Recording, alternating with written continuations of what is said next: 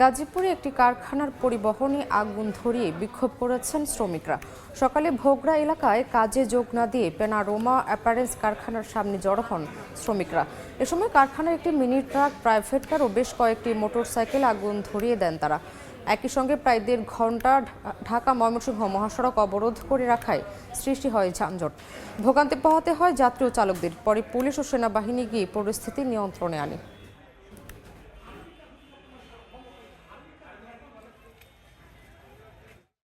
একটা ফ্যাক্টরি গড়ে তুলতে কত কস্টিং, কত খরচ, কতভাবে গড়ে তোলা। আমাদের ফ্যাক্টরির অনেক নামদাম আছে, ফ্যাক্টরি ভালো, এটার নামটা যাতে খারাপ করতে পারে এই জন্য বাইরের কিছু ফ্যাক্টরির দুর্বৃত্তরা এই কাজটা করছে।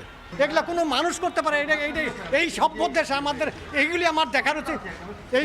এটা কি আমরা দেখতে চাই? এটা আমাদের কিভাবে চলে? সামনে রমজান।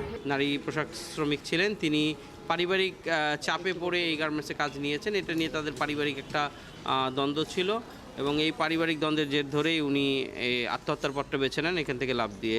কিন্তু শ্রমিকরা সকালে এসে এই প্যানোরামাতে এই বিষয়টাকে একটা গুজব সৃষ্টি করে এই প্যানোরামা গার্মেন্টসটিকে প্রথমে ভাঙচুর করে এবং